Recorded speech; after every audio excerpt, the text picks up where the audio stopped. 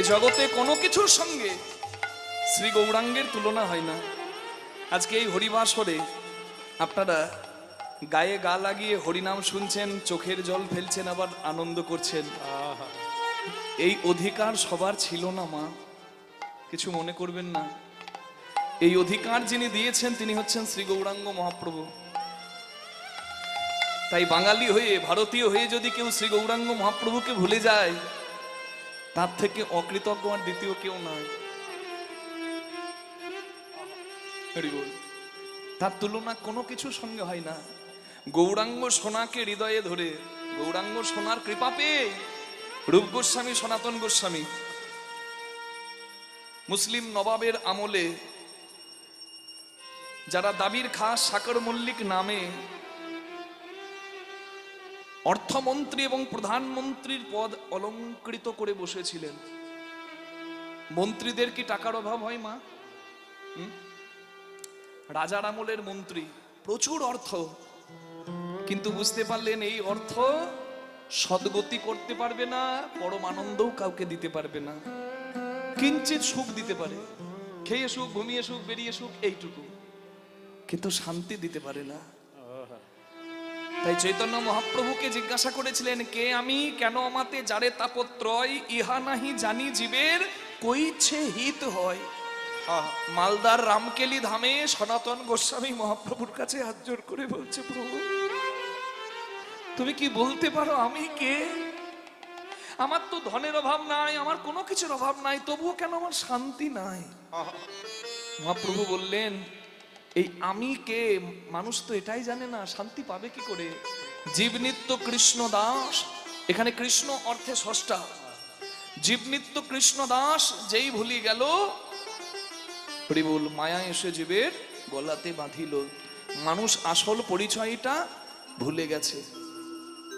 হরিবল মানুষ মাথা নামাতে ভুলে গেছে, মানুষ হরি ভজন করতে ভুলে গেছে। তাই চৈতন্য মহাপ্রভু বললেন, হরিবল কৃষ্ণ ভুলি জীব অনাদি বহির্মুখ, মায়া দেয় তারে সংসার দুঃখ। হরিবল এই সংসার, সং মানে নাটক, সার মানে আসল বস্তু।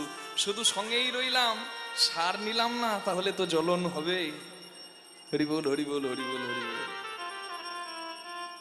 তাই আমার গোড়া চাঁদের তুলনা, গোড়া চাঁদ গোসাই রে, আমার গোড়া চাঁদের তুলনা, গোড়া চাঁদ গোসাই রে। ও যে বিচারো করিয়া দেখো সবে, বিচারো করিয়া দেখো সবে। ওই বিচারো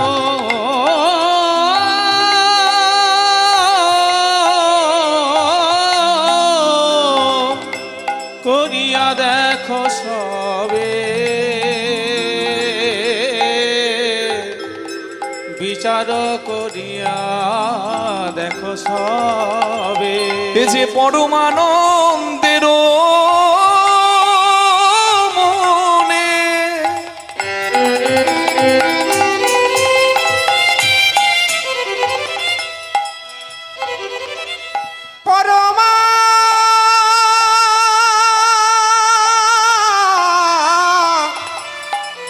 নন্দের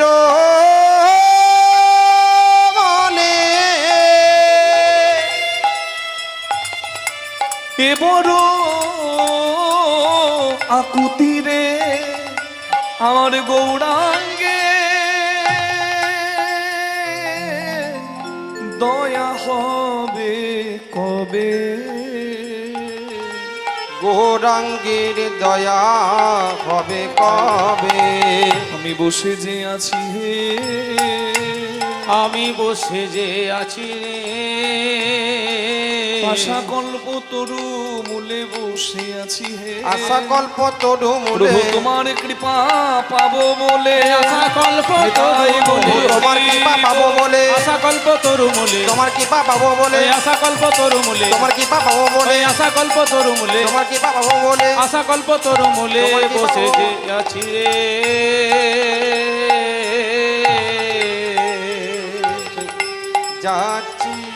আমার গৌরাঙ্গে দয়া দয়া হবে কবে? অশ্বমেধ নরমেধ গোমেধ যজ্ঞের কলিকালে কোনো দরকার নেই। কলিকালে যজ্ঞ কি? যেখানে আগুন জ্বলবে না, কাঠও পুড়বে না, ঘিও পুড়বে না, তবু যজ্ঞ হবে। যে যজ্ঞে আপনারা এসেছেন যার নাম হচ্ছে হরিনাম যজ্ঞ। নিতাই গৌর হরি বল। এই হরিনাম যজ্ঞে যে আসবে তার জীবন ধন্য হবে। এটি গৌরাঙ্গ মহাপ্রভুর ইচ্ছা নয়, এটি কৃষ্ণ ভগবানেরও ইচ্ছা। তাই আজকে এই হরিনাম যজ্ঞে বসে আজকে ভগবান শ্রীকৃষ্ণের যজ্ঞের কথা আমরা শুনবো। ভগবান শ্রীকৃষ্ণ দান ব্রত যজ্ঞ করেছিলেন। ভক্ত ভগবানের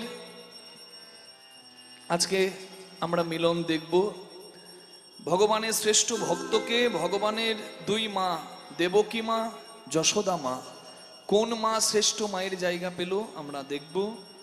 ভগবান কেন যজ্ঞ করেছিলেন, আর এই যজ্ঞের মাধ্যমে আমরা কি শিক্ষা পাবো?